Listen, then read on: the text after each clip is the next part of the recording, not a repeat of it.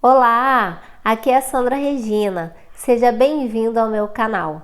Eu amo ajudar as pessoas no seu desenvolvimento pessoal e o hábito de ler, ouvir bons livros faz parte desta caminhada.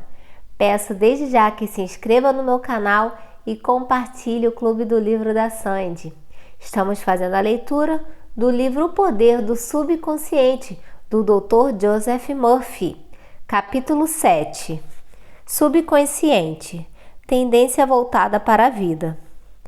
Mais de 90% da vida mental do homem é subconsciente. Se não usamos esse poder maravilhoso, condenamos-nos a viver dentro de limites muito estreitos. Os processos do subconsciente são sempre construtivos e voltados para a vida. O subconsciente é o construtor de nosso corpo e lhe dirige todas as funções vitais. Trabalha 24 horas por dia e jamais dorme. Faz tudo o que pode para nos ajudar e evitar que qualquer mal nos aconteça. Em contato com a vida infinita e a sabedoria sem limites, seus impulsos e ideias orientam-se sempre para a vida. As grandes aspirações, inspirações e visões de uma vida mais elevada e nobre têm nele sua origem. Não podemos discutir racionalmente nossas convicções mais profundas porque elas não nascem na mente consciente, mas no subconsciente. O subconsciente fala-nos em intuições, impulsos, palpites, insinuações, ânsias e ideias. Está sempre nos dizendo para nos elevarmos, transcendermos, crescermos, avançarmos, nos aventurarmos e escalarmos maiores alturas. A ânsia de amar, de salvar a vida de outrem, provém das profundezas do subconsciente. Durante o grande terremoto e incêndio em São Francisco, em 18 de abril de 1906, por exemplo, inválidos e aleijados recolhidos ao leito durante longo tempo levantaram-se e praticaram prodígios de bravura e resistência. Neles aflorou o desejo intenso de, qualquer que fosse o perigo, salvar outras vidas. E o subconsciente respondeu-lhes dando-lhes as forças de que necessitavam. Grandes artistas, músicos, poetas, oradores e escritores sintonizam com o subconsciente e dele recebem estímulo e inspiração. Robert Louis Stevenson costumava, antes de dormir, encarregar o seu subconsciente de bolar histórias enquanto dormia e formou o hábito de lhe pedir que concebesse uma boa história, vendável, quando caía o saldo de sua conta corrente. Segundo Stevenson, a inteligência da mente mais profunda lhe dava a história, episódio por episódio, como se fosse uma novela. Esse fato demonstra que a mente subconsciente pode, por nosso intermédio, falar em termos nobres e sábios sobre os quais a mente consciente nada sabe. Em muitas ocasiões, Mark Twain confessou que jamais trabalhou na vida. Todo o seu humor e as histórias notáveis foram resultado de sua capacidade de obter acesso ao tesouro inesgotável do subconsciente. Como o corpo retrata o funcionamento da mente. A interação entre as mentes consciente e subconsciente requer uma reciprocidade semelhante entre os correspondentes sistemas nervosos. O sistema cérebro-espinhal ou voluntário é o órgão da mente consciente. O sistema nervoso autônomo desempenha idêntico papel no que interessa ao subconsciente. O sistema voluntário é o canal pelo qual captamos e percebemos conscientemente o que os sentidos físicos nos trazem e por meio dele exercemos controle voluntário sobre os movimentos do corpo. O centro de controle desse sistema localiza-se no córtex cerebral. O sistema nervoso autônomo, às vezes chamado de involuntário, tem centros de atividades em outras partes do cérebro, incluindo o cerebelo, o tronco cerebral e a amígdala cerebral.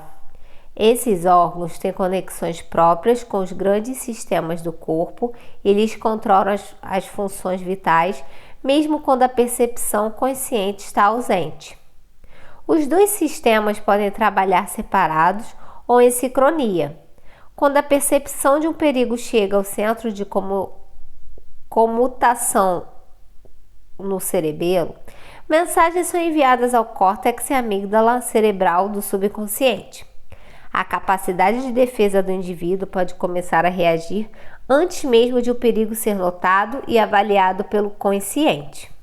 Uma maneira simples de focalizar a interação mental e física é compreender que a mente consciente capta uma ideia que é traduzida em uma série correspondente de impulsos elétricos no sistema nervoso voluntário. Este, por outro lado, liga uma corrente semelhante no sistema autônomo, passando dessa maneira a ideia à mente subconsciente, que é o instrumento criativo, e é dessa maneira que pensamentos se transformam em atos. Todo pensamento elaborado pelo consciente e aceito como verdade é enviado pelo córtex aos demais órgãos do cérebro que embasam o subconsciente, a fim de ser transformado em nossa carne e manifestado como realidade em nosso mundo.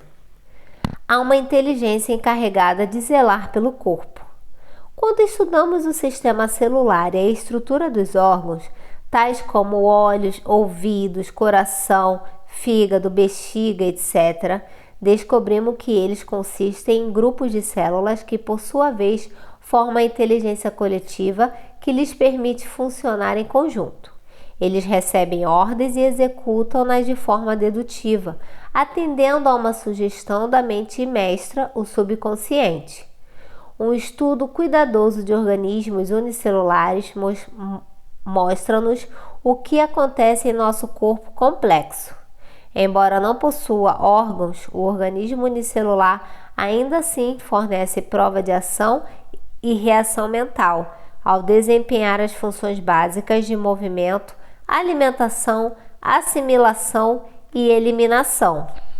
Muitos dizem que há uma inteligência que cuidará de nosso corpo se a deixarmos agir. Em certo sentido, isso é verdade. O problema é que a mente consciente interfere sempre com sua prova sensorial, baseada em aparências. Disso resulta o poder das falsas crenças, medos e meras opiniões. Quando medos, falsas crenças e moldes negativos de pensamento são levados a produzir uma impressão no subconsciente, por meio de condicionamento psicológico e emocional, ao subconsciente não resta alternativa a não ser agir de acordo com as especificações da planta arquitetônica que lhe é oferecida. O subconsciente trabalha ininterruptamente para o bem geral. O eu subjetivo existente em todos nós trabalha sem descanso para o bem geral, refletindo o princípio inato de harmonia residente em todas as coisas. A mente subconsciente tem vontade própria e é incontestavelmente real. Funciona dia e noite, quer queiramos ou não. É a construtora de nosso corpo, embora não possamos ver, ouvir ou sentir coisa alguma enquanto ela o constrói. É um processo que se desenvolve em silêncio. O subconsciente é dotado de uma vida própria que sempre se volta para a harmonia, a saúde e a paz. A norma divina nele operante busca expressar-se através do homem em todas as ocasiões. Como o ser humano interfere no princípio inato da harmonia? Se queremos pensar de modo correto, científico, temos que conhecer a verdade. Ou, como diz o versículo, conhecereis a verdade e a verdade vos libertará. João 8,32. Conhecer a verdade significa estar em harmonia com a inteligência e poder infinitos da mente subconsciente, que sempre se move na direção da vida. Todos os pensamentos e atos desarmônicos, sejam motivados por ignorância ou intencionais, resultarão em discórdia e limitações de todos os tipos. A ciência nos diz que construímos um novo corpo a cada 11 meses, de modo que, do ponto de vista físico, temos na verdade apenas 11 meses de idade. Se reintroduzimos defeitos no corpo através de medo, raiva, ciúme e má vontade, só temos que culpar a nós mesmos. Somos a soma total de nossos pensamentos, podemos nos recusar a abrigar pensamentos e imagens negativas.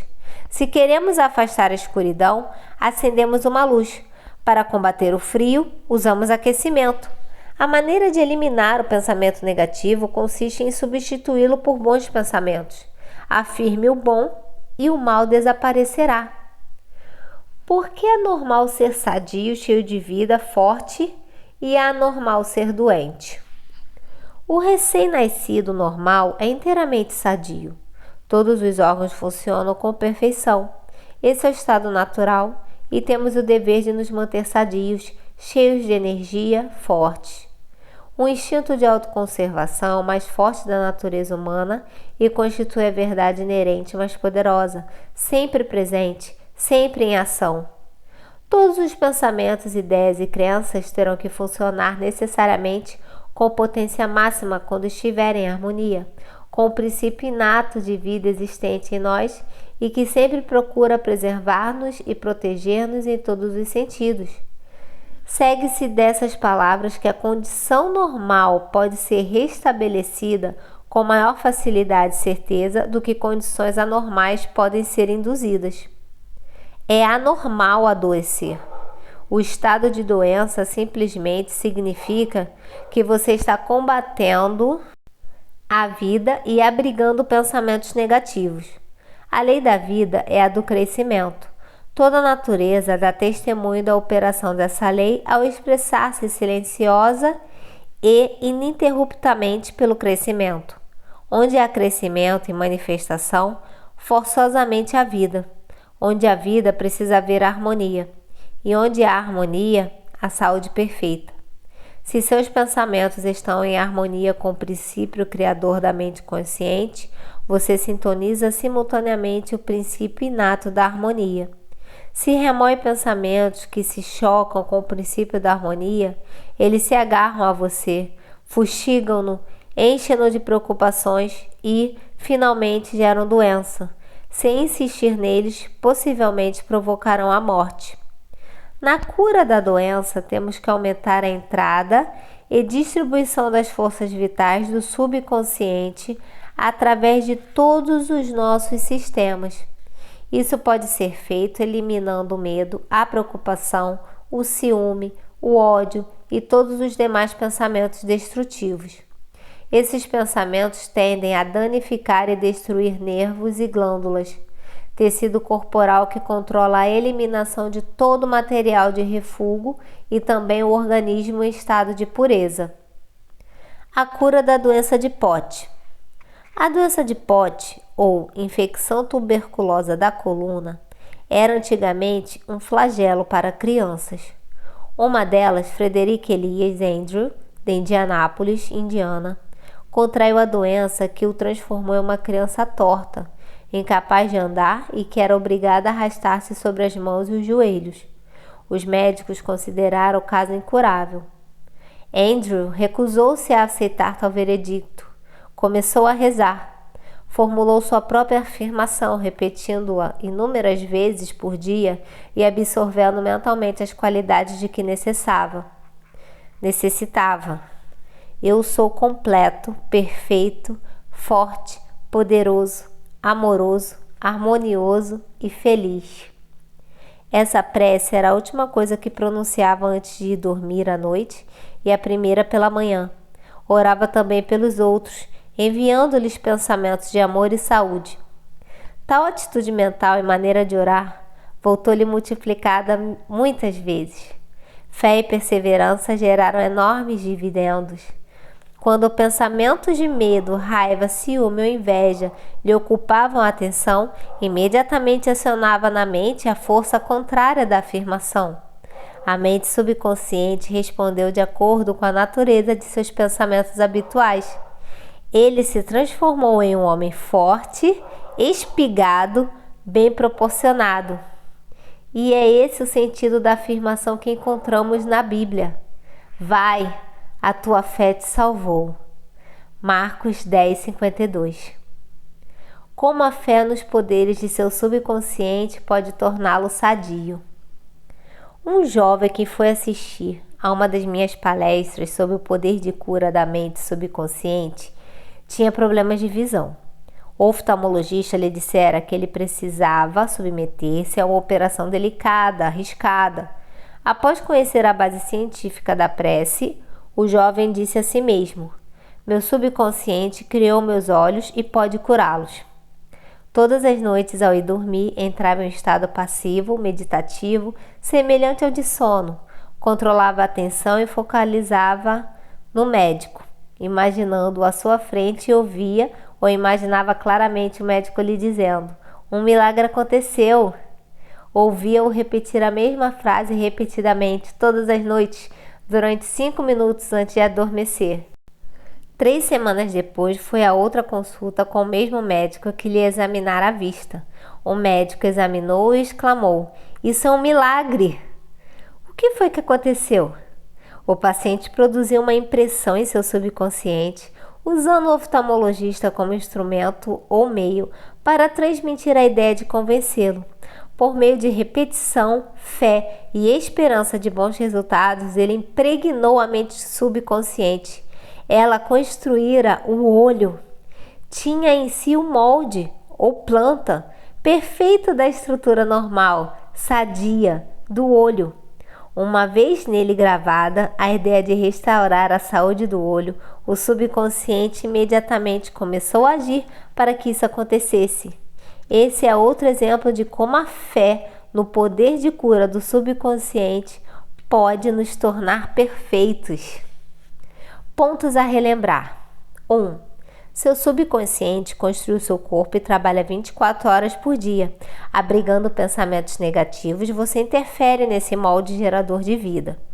2. Encarregue seu subconsciente da tarefa de encontrar uma solução para qualquer problema antes de dormir, e ele responderá. 3. Vigie os pensamentos. Todo pensamento aceito como verdade é enviado pelo córtex consciente às estruturas cerebrais do subconsciente e volta ao seu mundo como realidade. 4. Saiba que pode se reconstruir dando uma nova planta baixa à mente subconsciente. A tendência do subconsciente é voltar-se sempre para a vida. Seu trabalho é como a mente consciente. Alimente o subconsciente com premissas verdadeiras. O subconsciente reproduz sempre aquilo que você lhe dá sob a forma de padrões mentais habituais. 6. Você constrói um novo corpo a cada 11 meses. Mude o corpo, mudando os pensamentos e conservando-os mudados. 7. É normal ser sadio. É anormal estar doente. Em nós reside o princípio inato da harmonia. 8. Pensamentos de ciúme, medo, preocupação, ansiedade prejudicam e destroem nossos nervos e glândulas, gerando doenças mentais e físicas de todos os tipos. 9. O que você afirma conscientemente e aceita como verdade se manifestará em sua mente, em seu corpo e nas situações de vida. Afirme o bem e desfrute a alegria de viver. Por aqui terminamos mais um capítulo. Muito obrigada e até mais!